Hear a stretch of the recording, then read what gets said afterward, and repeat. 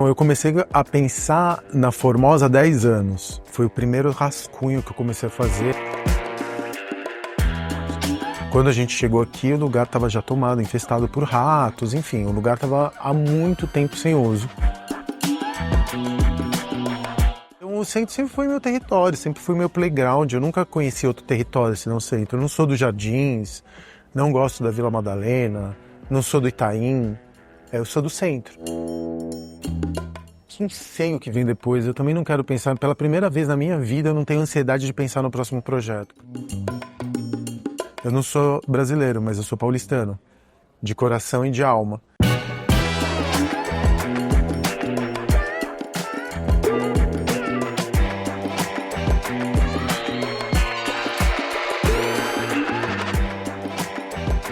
Então, eu comecei a pensar na Formosa há 10 anos. Ainda não se falava em listening bar, pelo menos não em São Paulo. E eu comecei de uma dor, porque eu fiz o Joia, e o Joia eu não usei acústica no Joia. Por falta de experiência minha, eu vinha muito de boate, em boate a gente não pensa muito em acústica. Aí eu abri o Joia sem acústica e isso foi um baita de um trauma, porque todo mundo começou a reclamar da acústica do Joia. Eu fui fazer a acústica do Joia 2 meses depois da abertura. Por conta desse trauma eu comecei a me interessar por acústica. Encontrei o José Nepomuceno, que é um dos maiores especialistas em acústica no mundo. Fez a Sala São Paulo, Teatro Cultura Artística, Lincoln Center, enfim. Um monte de projeto de sala de orquestra na gringa. E aí eu convidei ele para montar um lugar para audição de música em mídia física. Vinil, fita cassete, CD, que fosse acusticamente perfeito. Então a Formosa é uma espécie de uma casa de show pro vinil, onde o artista é o registro do artista. A gente está num espaço que é historicamente muito importante para São Paulo. O Mário de Andrade, o nosso modernista, quando foi primeiro secretário de Cultura aqui na cidade, queria montar um restaurante de comida brasileira. Então essa foi a razão da existência desse projeto. E aí vocês podem perceber que tem estrutura de bar, quer dizer, a gente imagina que aqui ia ser o bar do restaurante, mas o lugar estava abandonado há quase 100 anos. Quando a gente chegou aqui, o lugar estava já tomado, infestado por ratos, enfim, o lugar estava há muito tempo sem uso. A passagem da Xavier de Toledo, que é a passagem por onde vai ser a entrada Formosa, também estava abandonada há 50 anos, fechada para o público. E aí, quando eu vi esse espaço, eu tinha começado o projeto há 10 anos. Quando eu vi esse espaço, me encantei por ele, procurei o Nepomuceno, que a gente chegou a desenhar todo o projeto, só que a gente não executou, porque o imóvel que eu ia usar para executar o projeto tinha sido vendido. Perguntei, aquele projeto que a gente pensou no passado, será que ele seria adaptável para a Galeria Formosa? E ele falou, com algumas dificuldades acho que rola. E o lugar inteiro tombado.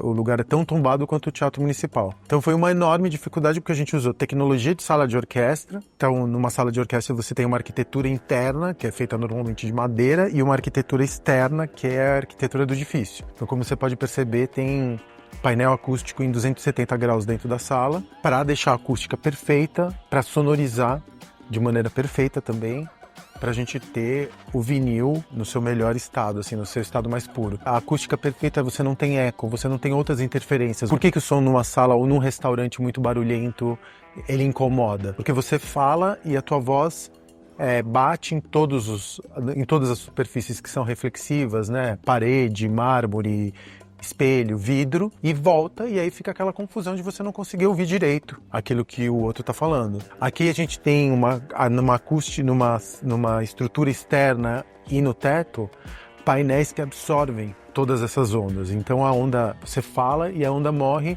nos painéis. Então isso não causa confusão, isso permite que a gente toque um som relativamente baixo, mas com absoluta clareza. Então voz e som não brigam, você não precisa gritar para ouvir aquilo que está sendo tocado. Nossa coleção de vinil partiu das coleções pessoais dos sócios, então a gente teve a minha coleção, a coleção do Alexandre Youssef e a coleção da Lena Tassi. A gente conseguiu juntar uns 3.000, 4.000 discos, que não é uma coleção tão expressiva assim, tem vários buracos na coleção. E a gente também começou a receber muito vinil de doação.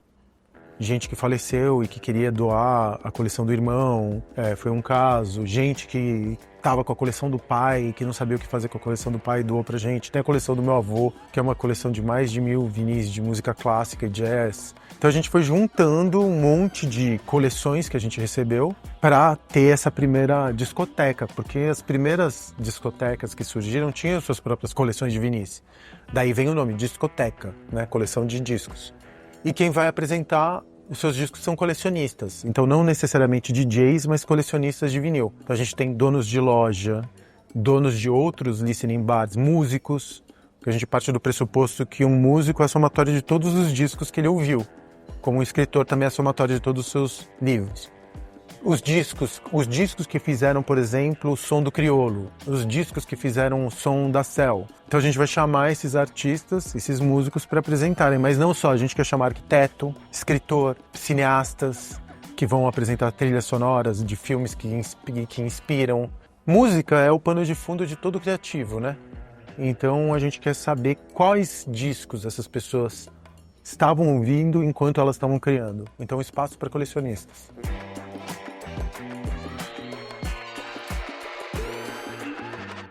Eu sou argentino, mas eu vim para o Brasil muito pequeno. Eu sou da Santa Cecília, né? Minha primeira residência no Brasil foi na Santa Cecília. E meu avô era vendedor ambulante. E minha mãe também vendeu empanadas, era vendedora ambulante numa determinada fase da minha vida. Então o centro sempre foi meu território. Meu pai me trazia nos cinemas aqui do centro. Eu nunca saí do centro. Eu comia nos restaurantes do centro, comia na Boi na Brasa, nos restaurantes que são aqui do centro. Então o centro sempre foi meu território, sempre foi meu playground. Eu nunca conheci outro território senão o centro. Eu não sou dos Jardins, não gosto da Vila Madalena, não sou do Itaim, eu sou do centro. Então para mim, quando eu ia encontrando esses espaços que tinham sido esquecidos e que para mim foram muito importantes para eu definir minha identidade como cidadão paulistano, eu não sou brasileiro, mas eu sou paulistano. De coração e de alma. Aí eu fui me apaixonando por esses lugares que tinham sido esquecidos e eles falavam pra mim sobre... Eles respondiam aquela pergunta sobre o que é ser paulistano. Essa pra mim é uma pergunta fundamental que a gente muitas vezes se esquece de fazer. E quando você tá dentro de um lugar, você se lembra por que é foda ser paulistano. Que paulistano não é sobre trabalho só, não é sobre dinheiro, mas é sobre cultura, é sobre os modernistas, é sobre a Anitta, é sobre o Mar de Andrade e é sobre um espaço como esse que estava esquecido.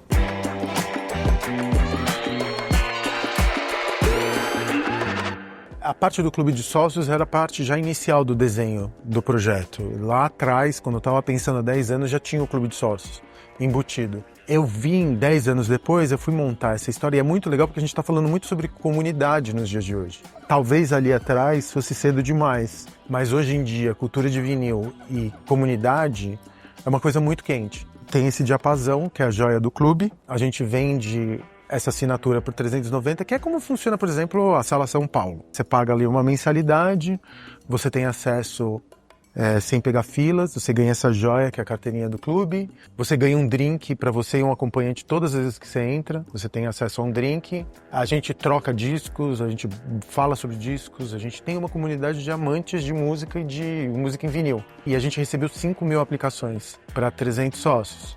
A gente só trouxe 100 agora no começo, porque a gente não queria saturar demais, e a gente está convidando aos poucos, dentro dessas 5.000 aplicações que a gente recebeu, a gente está selecionando aos poucos aqueles que vão entrar no clube. E a gente está tentando usar um critério que não passa por rede social, a gente nem olha para o arroba do Instagram. A gente pergunta 3 coisas: um disco, um livro e um filme. E a partir dessas 3 perguntas, a gente entende qual que é o campo estético dessa pessoa e, se alinhando com a gente, com o nosso campo estético, a gente chama pra dentro.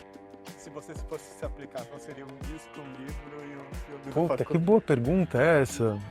Um disco Mingus A1 do Charles Mingus, um livro Enterre Meu Coração na Curva do Rio e um filme.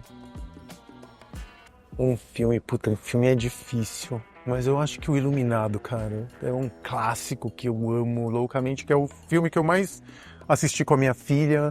É um filme que eu tenho muita ligação do passado.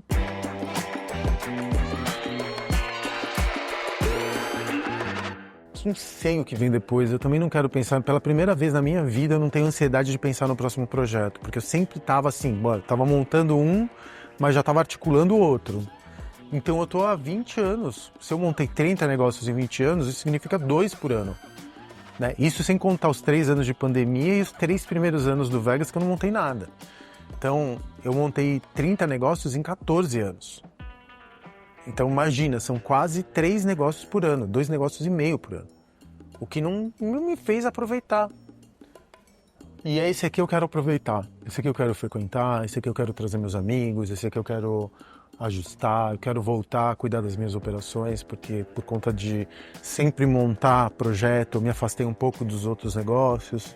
Então eu quero aquietar uns anos para também deixar os outros negócios azeitados, porque eles sofrem um pouco com a minha ausência. O que você falou tem aí? Tenho, lógico, Domingos A1 Vou colocar pra você. Vamos, lógico. Eu comecei a gostar de jazz por causa do Domingos. Foi o primeiro grande jazzista que eu conheci. E, pô, foi minha porta de entrada, assim, pro jazz. E é puro rock and roll. É maravilhoso, eu amo.